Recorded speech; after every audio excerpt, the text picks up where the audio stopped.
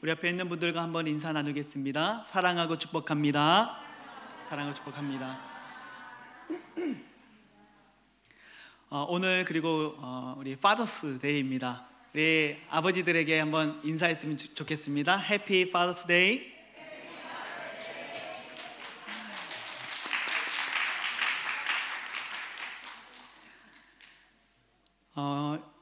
여러분, 우리가 인생에 어떤 시련들을 만날 때가 있습니다. 인생을 살면서 내 인생이 참 쉽다라고 말하는 사람 저는 본 적이 없습니다. 아무도 없지요. 조금 편하다고 생각되면 어김없이 시험이 찾아오고 어려운 일이 닥치고 골치 아파지는 것이 우리들의 삶이라는 생각이 듭니다. 산을 하나 넘었는데 더 높은 산이 내 앞을 가로막고 있고, 강을 건넜는데 더 넓은 강이 내 앞을 가로막고 있는 것이 우리들의 인생이라는 생각이 든다는 것이죠. 참 모든 것을 이루었고 모든 것이 이제는 다 안정됐고 정착됐다고 여겼을 때 어떤 분들은 병을 얻고 건강을 잃는가 하면 평생을 바쳐온 일해왔던 직장에서 하루아침에 해고가 되는 일들도 우리가 경험하게 됩니다. 주변에 우리 사랑하는 성도님들의 삶을 이렇게 돌아보면 참 저마다 여러 가지 이유로 많이 아파하는 것을 보게 됩니다. 관계의 문제 때문에, 경제적인 어려움 때문에, 또는 살면서 겪었던 마음의 깊은 상처 때문에 여러 가지 삶의 문제들로 신음하는 우리 성도들을 볼 때에 참 그저 목회자로서 위로하고 기도하는 것 외에 뭔가 실제적인 도움을 줄 수 있는 것이 없다는 그런 현실을 생각하면 참 한없이 죄스럽고 죄송한 마음이 들기도 합니다. 참 그 눈물을 흘리는 모습을 보면서 때로는 숨 쉴 수조차 없는 아픔 때문에 힘들어하는 사람들을 볼 때마다 정말 마음에 깊은 눈물이 올라오게 됩니다. 우리가 이 고통을 겪고 시련을 겪을 때 때로는 어떤 면에서 이유라도 좀 우리가 안다면 참 좋을 것 같은 마음이 들 때가 있어요. 차라리 내가 뭘 잘못해서 하나님이 내게 벌을 주시는 거라고 말씀하시면 내가 그 부분에 있어서 정말 참되게 회개하고 돌이키면 될 것 같은데, 사실 우리가 겪는 모든 종류의 시련들은 사실 우리가 그 당시에는 이해할 수 없는, 원인을 알 수 없는 시련들이 더 많다는 것을 우리가 생각해 보게 되죠. 그래서 이유를 알 수 없으니 참 답답하고, 이 시련이 이 인생의 문제가 언제 끝날지 알 수도 없고, 그래서 때로는 하나님을 향해 깊은 원망의 마음이 들 때도 있는 것이 우리들의 연약함인 것 같습니다. 그런데 이런 인생의 시련 속에서 우리가 잊지 말아야 될 영적 진리를 오늘 성경은 우리들에게 말씀하고 있습니다. 그것은 바로 시험을 만날 때 도리어 그것을 온전히 기쁘게 여기라 라고 말씀하시는 것이죠. 본문 2절에 보니까 내 형제들아 너희가 여러 가지 시험을 당하거든 온전히 기쁘게 여기라 라고 말씀하고 있습니다. 그 이유가 무엇인가? 본문 3절과 4절에 그 이유를 이렇게 말씀하죠. 이는 너희 믿음의 시련이 인내를 만들어내는 줄 너희가 알미라. 인내를 온전히 이루라. 이는 너희로 온전하고 구비하여 조금도 부족함이 없게 하려 함이다 라고 말씀하고 계세요. 그러니까 우리가 이 믿음의 시련을 겪을 때에 우리가 인내하게 되어지고, 우리가 깊이 인내를 하게 되어지면 그 인내를 통해 우리가 더욱 견고하고 부족함이 없는 믿음의 사람으로 세워진다라는 말씀을 하고 있는 거죠. 맞는 말이고 또 정말 우리가 붙잡아야 될 말씀은 맞죠. 근데 때로는 정말 눈물을 흘리고 있는 지체 앞에서 삶에 너무나도 이 숨막히는 고통의 문제를 갖고 와서 상담하고 있는 지체들 앞에서 이 시련을 기쁘게 여기라고, 그리고 당신이 인내할 때 더 온전하고 온전한 믿음의 사람으로 서게 되는 거라고 말하는 이 말이 사실 이 고통 속에 있는 사람들의 입장에서 볼 때 너무 잔인하게 들릴 때가 있다는 거예요. 알죠. 아는데 그게 너무 힘들고 너무 잔인하게 들리는 거죠. 어쩌면 오늘 이 자리에 삶의 문제 속에 갇혀서 마음의 깊은 곳에서부터 눈물이 차오르는 분들이 분명히 있을 거라는 생각이 들어요. 정말 누군가에게 말할 수 없는 고통 때문에, 아픔 때문에 고민하고 신음하고 싸우고 있는 영혼들이 분명히 있을 것 같아요. 내가 마음으로는, 내가 믿음으로는 이 믿음의 시련이 나를 강하게 하는 하나님의 연단이라는 사실을 알지만 그 결단이 너무 힘들고 너무 어려워서 그저 눈물만 흘리고 있는 분들이 이 자리에 있을 수 있다는 것이죠. 하지만 저는 다시 한번 하나님의 말씀으로, 어쩌면 그것이 너무 잔인하게 들리지만 여러분들에게 이 말씀을 통해 도전하고 권면하고 싶은 것은, 오늘 이 시련을 만날 때에 그것을 기쁘게 여기라고 하시는 하나님의 말씀을 다시 한번 믿음으로 붙잡자라는 것입니다. 사도 바울이 이러한 같은 고백을 했었죠. 로마서 5장 3절과 4절에 우리가 환난 중에도 즐거워하나니 이는 환난은 인내를, 인내는 연단을, 연단은 소망을 이루는 줄 알미로다. 여러분, 그렇습니다. 환난은 아픈 거예요. 환난은 즐거운 게 아닙니다. 너무 아프고 너무 힘든 것이죠. 하지만 성경은 더 넘어 무엇을 말하고 있냐면 이 환난은 아프지만 분명 우리의 영혼에 유익한 것이라고 말씀하고 있는 거죠. 고통 없이 성숙해지는 사람은 존재하지 않습니다. 우리의 근육도 지속적인 자극을 주고 상처가 날 때에 비로소 근육이 자라나게 되는 것이죠. 열심히 운동하고 나면 다음날 근육이 어떻게 돼요? 아리백이잖아요. 막 힘들잖아요. 하지만 그 과정을 거쳐야 근육이 커지게 되는 거예요. 실패해본 사람만이 더 성숙한 사람이 될 수 있죠.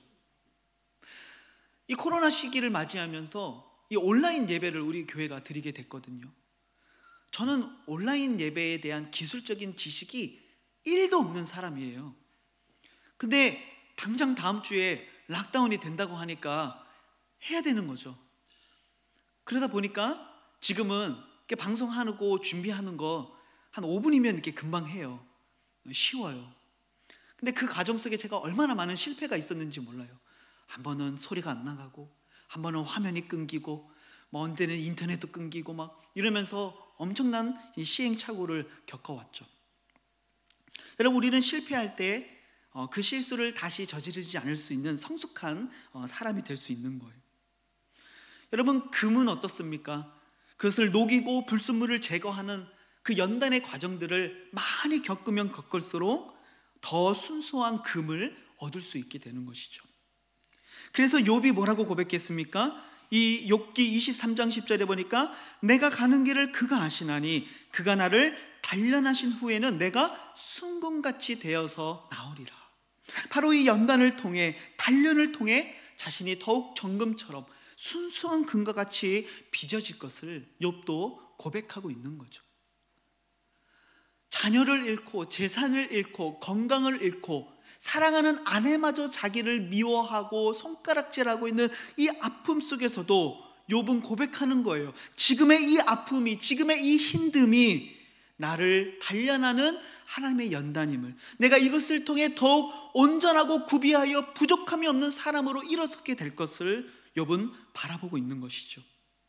사랑하는 성도 여러분, 오늘 여러분들의 마음속에 어떤 눈물, 어떤 아픔, 어떤 고민이 있는지 저는 다 알지 못합니다. 어쩌면 이 말씀이 너무나도 잔인하게 여러분들에게 들릴지도 모르겠습니다. 하지만 하나님의 말씀에는 능력이 있기에 이 말씀을 통하여 여러분들에게 도전하고 싶습니다. 그 눈물과 어려움, 인생의 고통 속에 있을지라도 다시 한번 이 하나님의 말씀을 붙잡고 그 인생의 시련 속에서 그 아픔을 온전히 기쁘게 여기며 인내할 수 있는 믿음이 여러분들 가운데 있기를 우리 주님의 이름으로 축복합니다. 여러분, 우리가 이 인내하며 나아가는 이 과정 속에 정말 중요한 것이 있습니다. 그것은 바로 하나님께 지혜를 구하는 것입니다. 여러 가지 시험을 당할 때에 이것을 잘 헤쳐나갈 수 있는 지혜가 필요한 것이죠. 지혜롭게 문제를 해결하는 것, 헤쳐나가는 것 참 중요합니다. 하지만 너무 어렵다는 것 또한 우리가 알고 있어요.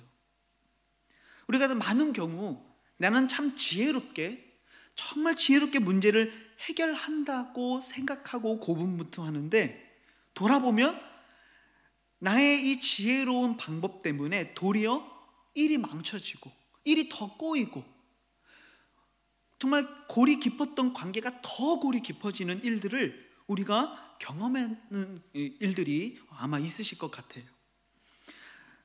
일이 더 망쳐지는 경우들을 경험하게 되는 거죠. 나는 정말 배려했다고 생각했고 정말 지혜롭게 말했다고 생각했는데 도리어 더 큰 상처와 더 큰 일들이 일어나게 되는 것을 우리가 경험하게 된다는 거예요.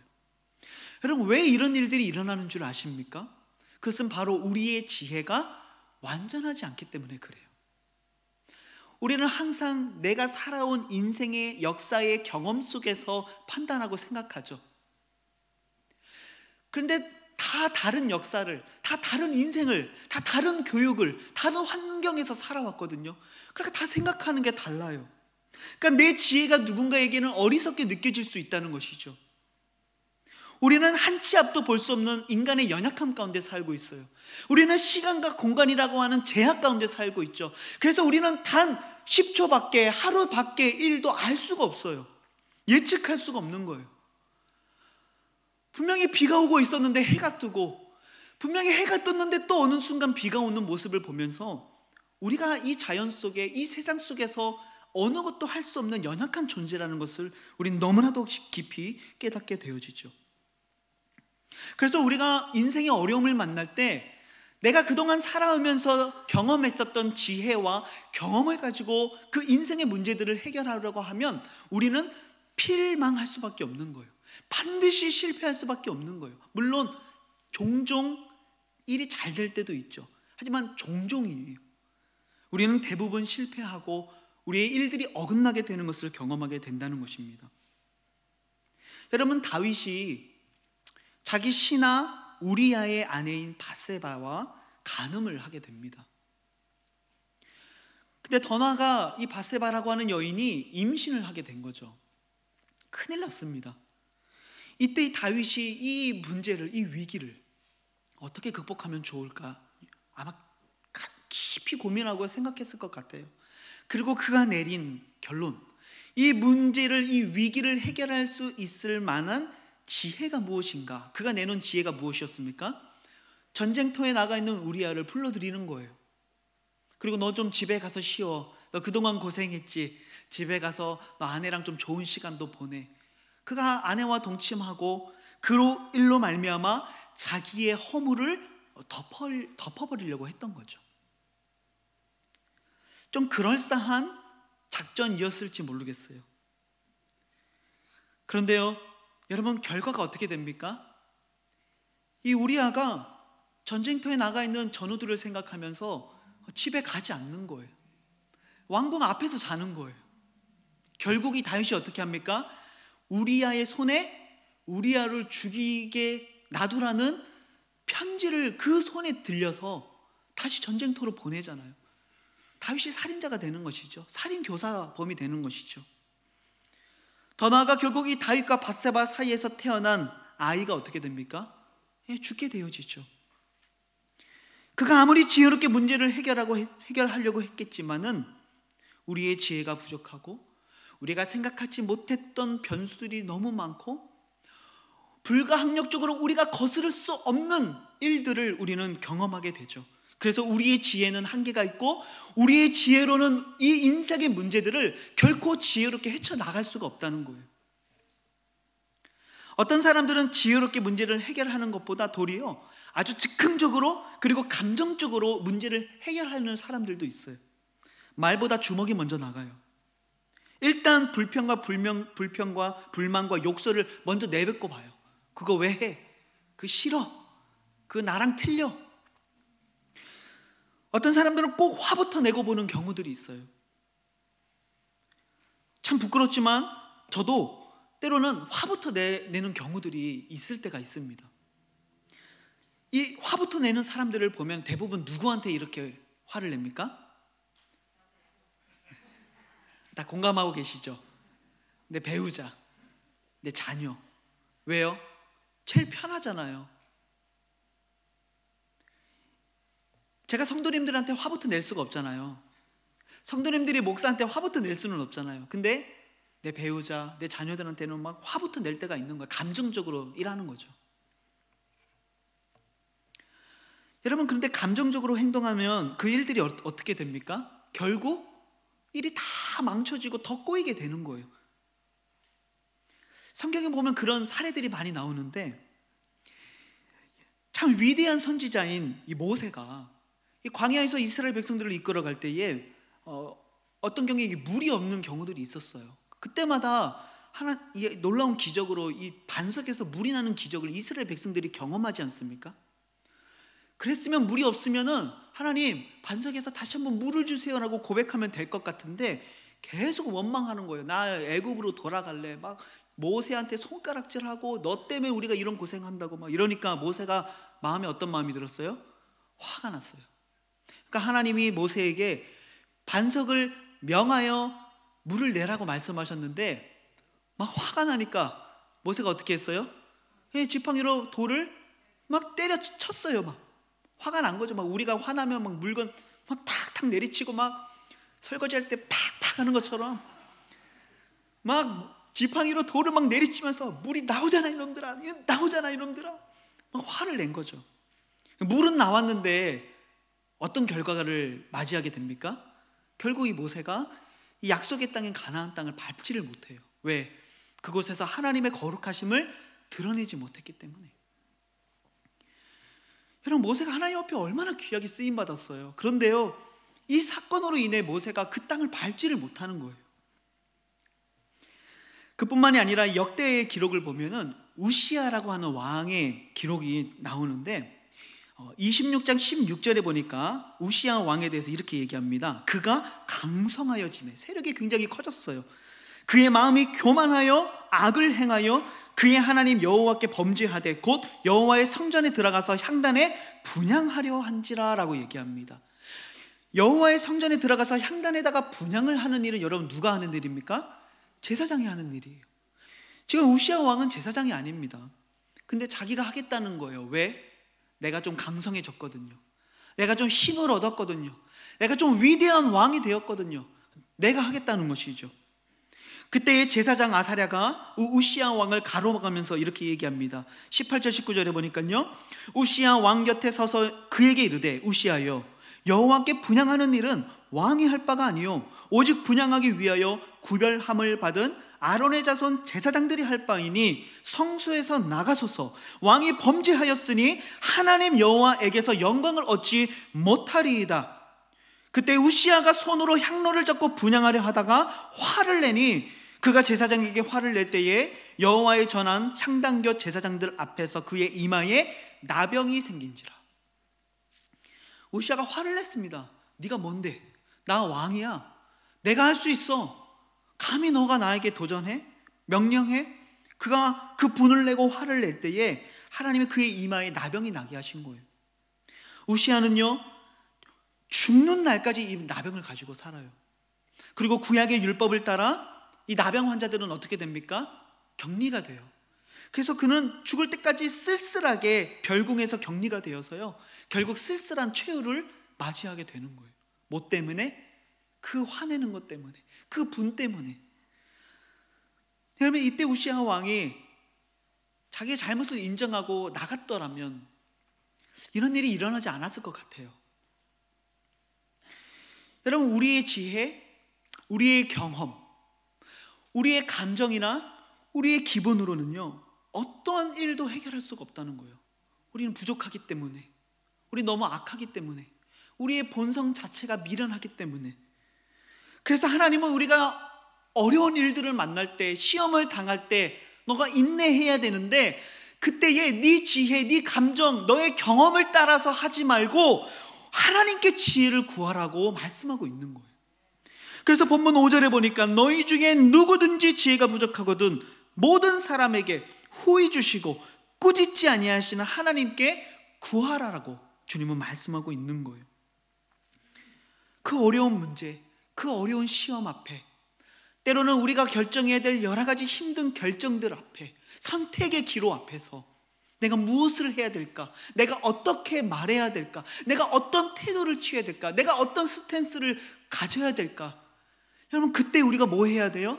하나님께 지혜를 구해야 되는 거예요.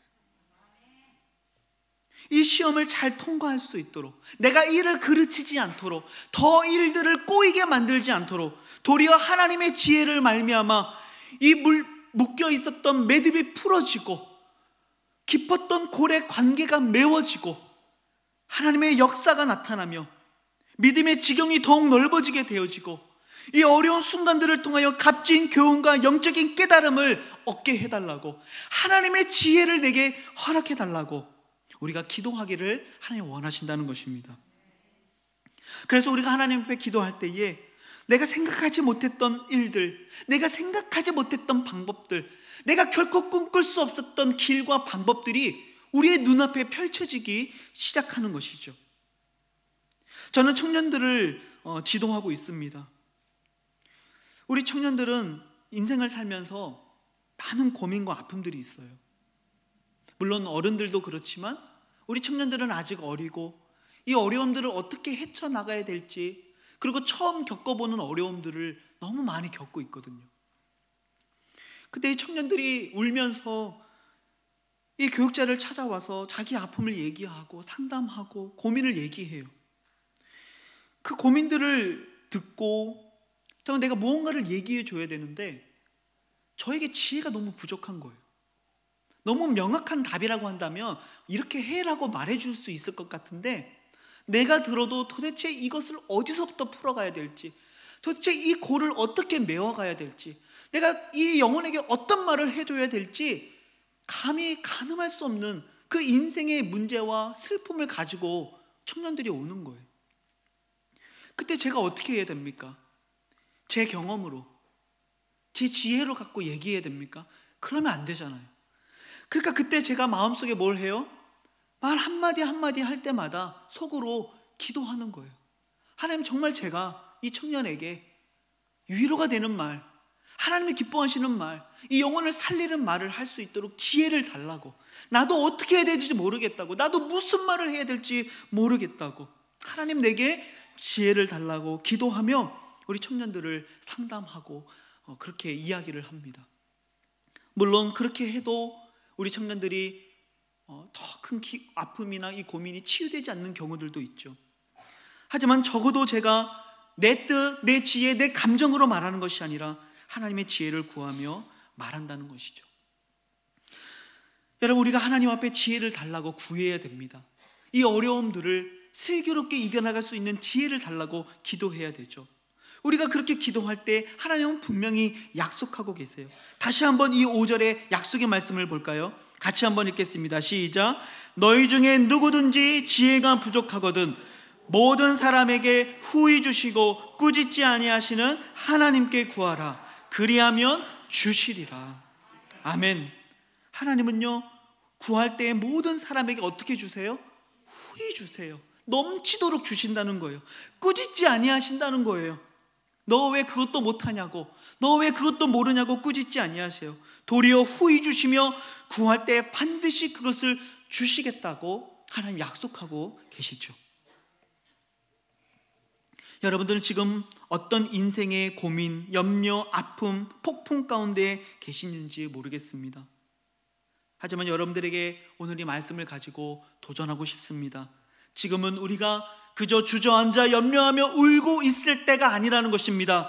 도리어 우리의 무릎을 꿇고 하나님 앞에 이 어려움을 헤쳐나갈 수 있는 지혜를 구해야 할 때라는 사실, 여러분 꼭 기억하시기를 바랍니다. 마지막으로 도전하고 싶은 것은요, 우리가 기도할 때, 특별히 오늘 본문처럼 하나님의 지혜를 구할 때 하나님이 응답해 주시고 하나님이 예스라고 말해 주시면 너무너무 좋을 것 같아요. 그런데 사실 우리의 인생을 돌아보면 많은 경우에 우리가 기도할 때 하나님이 예스 하시면서 바로 주시는 경우보다는 도리어 wait, 좀 기다려, 아직 때가 아니야 라고 말씀하실 때가 많은 것 같아요. no라고 말씀하실 때도 있고요. 어떤 경우에는요, 아무리 기도하는데 응답하시지 않는 무응답처럼 느껴질 때가 있다는 것이죠. 그때 어떤 마음이 들어요? 낙심하는 마음이 들죠. 그러면서 내 기도가 잘못되었을까? 뭔가 내 기도에 어떤 잘못이 있는가 생각해 보게 되는 거예요. 왜 그런가? 오늘 본문에 이런 말씀이 있기 때문에 그래요. 6절과 7절에 보니까 오직 믿음으로 구하고 조금도 의심하지 말라. 의심하는 자는 마치 바람에 밀려 요동하는 바닷물결 같으니 이런 사람은 무엇이든지 주께 얻기를 생각하지도 말라고, 이런 말씀이 있는 거예요. 그러니까 이런 말씀을 읽을 때 어떤 마음이 들어요? 내 기도가 믿음의 기도가 아닌가? 내가 이 조금의 의심이 있어서 기도가 응답되지 않는 건가? 그런 마음이 든다는 거죠. 제가 한국에서 사역할 때 이 부임한 지 얼마 안 됐을 때였어요. 제가 신대원에 입학하고 막 이 첫 사역을 시작했을 때 그 교회에 갔는데, 그 교회에 참 믿음이 좋으신 권사님이 계셨어요. 참 누가 봐도 귀한 아름다운 믿음을 가지신 권사님이셨어요. 근데 그 당시 제가 사역 초창기라 정확한 나이는 기억할 수 없지만 그때 그분의 딸이 한 20대인가 30대 정도 되었던 걸로 기억해요. 아마 저랑 이 나이가 대충 비슷했던 것 같아요. 근데 이 젊은 딸이 암 투명을 하다가 젊은 나이에 결국 하나님의 부르심을 받게 됐어요. 너무 꽃다운 나이죠. 결혼도 안 한 처녀인데. 그때 교회가 이 가정을 위해서 얼마나 기도했는지 몰라요. 정말 눈물로 기도했습니다. 특별히 누구보다 권사님께서 간절하게 하나님 앞에 기도하셨겠죠. 우리 딸을 좀 살려달라고, 우리 딸의 병을 좀 고쳐달라고. 여러분, 그 부모님의 마음을 한번 생각해 보세요. 얼마나 간절했겠어요. 내 딸 좀 살려달라는 그 기도가 얼마나 간절했겠어요. 근데 하나님이 결국 이 딸을 불러가셨어요. 근데 오늘 이 말씀을 가지고 만약 누군가 권사님에게 권사님 기도가 믿음이 부족해서 그런 거라고, 권사님에게 조금의 의심이 있었기 때문에 기도가 응답되지 않은 거라고, 그래서 하나님이 그 딸 살려달라는 기도를 들어주지 않은 거라고 말한다면, 여러분, 저는 그 하나님 믿을 수 없을 것 같아요. 다시는 기도하고 싶지 않을 것 같아요. 여러분, 사람이 어떻게 조금의 의심도 없이 기도할 수 있을까요? 우리가 기도할 때 0.00001%의 어떠한 불안도 어떠한 염려도 없이 기도할 수 있다는 게 가능한 일입니까? 아니잖아요. 염려가 되니까 기도하는 거죠. 불안하니까 기도하는 거고, 너무나도 힘드니까 기도하는 거예요. 하지만 왜 기도합니까? 불안하고 염려가 되지만, 내 삶이 너무 흔들리고 있지만 그래도 하나님은 내 삶 가운데 역사하실 수 있다는 믿음이 있으니까 기도하는 거잖아요. 그런데 의심했기 때문에, 믿음이 부족했기 때문에 하나님이 그 딸을 데려가셨다고 말하면 그건 너무 잔인하잖아요. 여기서 의심하지 말라는 것, 조금도 의심하지 말라는 것, 이런 사람은 하나님 앞에 뭘 얻기를 기대하지도 말라는 이 말의 의미는요, 내 기도가 응답되지 않을 수도 있다라는 의미의 의심을 말하는 것은 아닐 거예요. 만약 이런 의미의 의심이라고 한다면 이 중에 기도 응답 받을 사람 아무도 없을 거예요. 우리는 오히려 끊임없이 의심하고 마음에 불안과 낙심이 찾아오지만 그것을 딛고 일어나서 하나님 앞에 기도하는 것이 참된 믿음이라는 것이죠. 그러니까 여기서 조금도 의심하지 말라고 하는 이 말씀의 의미는 기도가 응답되지 않을까라는 의심하지 말라는 의미가 아니라, 바로 우리가 기도하는 그 대상이 되시는 하나님이 전능하신 분이시고, 그분은 반드시 우리를 선한 길로 인도하시는 선하신 하나님이시라는 그 사실, 하나님의 존재에 대한 의심을 조금도 하지 말라는 의미일 것입니다. 그래서 로마서 8장 28절에 보니까 우리가 알거니와 하나님을 사랑하는 자, 곧 그의 뜻대로 부르심을 입은 자들에게는 모든 것이 합력하여 선을 이룬다라고 말씀하시죠. 이 말씀을 믿는 거예요. 기도하면서 여전히 불안이 있고 아픔이 있고 내 마음이 흔들리고 있지만, 아니야, 하나님은 선하신 분이시지, 하나님은 말씀만으로 이 세상을 창조하신 전능하신 분이시지, 하나님은 죽은 자를 살리시는 부활의 능력을 가지신 하나님이시지, 하나님의 선하심을 믿으며 기도할 때 하나님은 후히 주시고 꾸짖지 아니하시고 반드시 응답하시는 하나님이라고 오늘 성경은 우리들에게 말씀하고 있는 것입니다.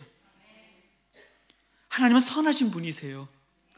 그래서 디모데전서 4장 4절에 보니까 하나님께서 지으신 모든 것이 선하다라고 말씀합니다.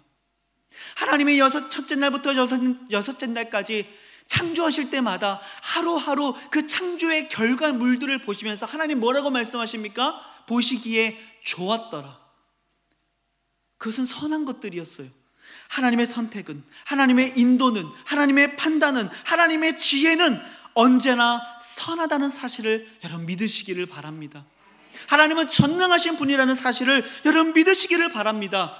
그래서 우리가 인생의 어려움과 시련을 당했을 때에, 인내하는 것이 너무 버겁고 힘들어질 때에 하나님 앞에 구하십시오. 지혜를 구하십시오. 그리고 그 하나님은 절대로 실수하지 아니하시는 분, 반드시 가장 선한 길로 나를 인도하시는 분, 절대로 실패하지 아니하시는 하나님이심을 믿으면서 그 믿음의 기도를 드릴 수 있는 여러분들 되시기를 우리 주님의 이름으로 축복합니다. 우리가 그렇게 기도하면서 이 믿음의 시련을 이겨낼 수 있기를 바랍니다. 온전히 기쁘게 여기는 것입니다. 그것이 물론 쉬운 일이 아닙니다. 세상 사람들이 볼 때는 마치 정신 나간 사람들처럼 보일 수가 있어요. 하지만 그 환난은 인내는 연단은 소망을 이루며 우리를 온전하고 구비하여 조금도 부족함이 없는 사람으로 만들게 되는 것이라고 오늘 우리들에게 도전하고 있는 것입니다. 여러분들이 어떤 어려움, 어떤 눈물, 어떤 깊은 아픔 가운데 있는지 저는 다 알 수 없지만 하나님 알고 계십니다. 하나님 앞에 그 모든 문제를 들고 나가 기도하시기를 바랍니다. 하나님의 지혜를 구하시기를 바랍니다. 하나님의 일하심을, 하나님의 전능하심을, 그 기적을 구하시기를 바랍니다. 그래서 여러분들의 그 삶이 그 어려운 시간들을 지나 더욱더 하나님 앞에 굳건한 믿음의 사람, 조금도 부족함이 없는 온전한 믿음의 사람들로 바로바로 설 수 있기를 우리 주님의 이름으로 축복합니다. 오늘 말씀을 생각하며 같이 한번 기도했으면 좋겠습니다. 여러분들에게 어떤 아픔이 있습니까? 어떤 말할 수 없는 고민과 눈물이 있으십니까? 하나님 말씀하십니다. 그 아픔이 우리를 인내하게 하고 그 인내가 우리로 하여금 소망을 이루게 하고 우리를 온전한 사람으로 세우는 밑거름이 된다고 하나님 우리들에게 말씀하고 계십니다. 그 어려운 시간들을 보낼 때 하나님께 지혜를 구하라고 말씀하고 계십니다. 특별히 우리 하나님은 선하신 분임을 조금도 의심하지 말고 기도하라고, 그것이 바로 믿음의 기도라고 하나님 우리들에게 도전하고 계십니다. 어떤 어려움 가운데 있든지 간에 여러분들의 삶의 문제를 가지고 하나님 앞에 나아가 기도하시기를 바랍니다. 하나님의 전능하심을 바라보며 하나님의 선하심을 믿으며 조금도 의심하지 않는 믿음의 기도로 하나님이 주시는 그 지혜를 가지고 이 믿음의 시련을 거뜬하게 승리하며 살아갈 수 있는 성도들이 되시기를 바랍니다. 하나님 오늘도 내게 이 믿음을 더하여 주옵소서, 하나님의 지혜를 더하여 주옵소서. 오늘 말씀을 생각하며 우리 간절하게 합심으로 기도하며 나아가도록 하겠습니다. 기도하십니다.